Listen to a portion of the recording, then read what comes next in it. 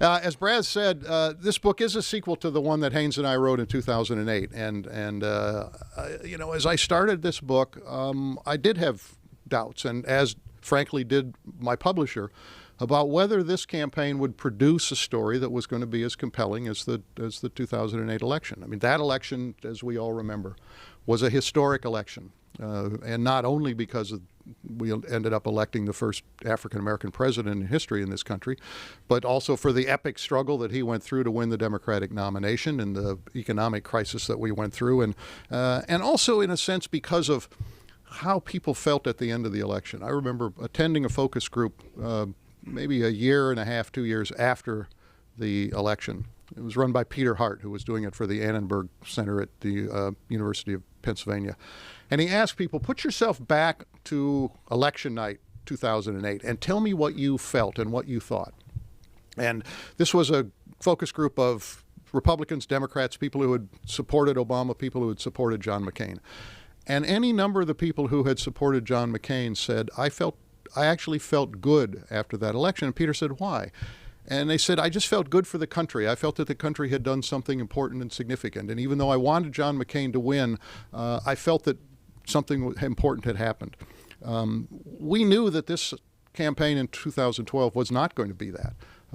This was not an uplifting campaign by any stretch of the imagination. It was a totally different one, and it was in many ways a much more sprawling story than we had dealt with in 2008.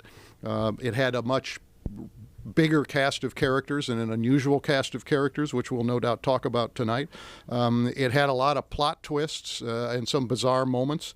When the 2008 campaign ended, we interviewed President-elect Obama and said at the opening, before we get to other questions, before you became a politician, you were a writer. He had obviously written a wonderful book, Dreams from My Father.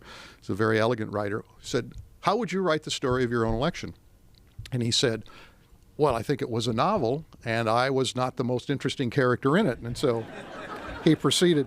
So I was thinking, I was not able to interview the president after this election for this book, but I've been thinking, how would he answer that question about this election? I mean, there were times when it was a comic opera, obviously. There were times when it was as serious as we have seen, and moments of tension and anger.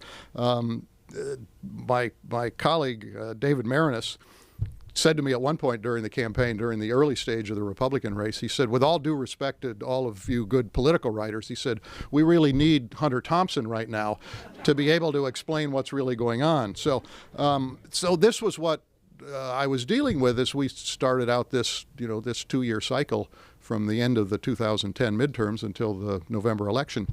And yet at the end of it, I thought that it produced a story that not only was as compelling as the other, but in some ways more important. And I say that because I think this campaign was much more of a window into where America has been, a divided America, and also where it may be going, and this struggle that we were in, and also that it is more instructive of this moment in American politics than the campaign was 4 years ago. In some ways, that campaign may have been a false dawn.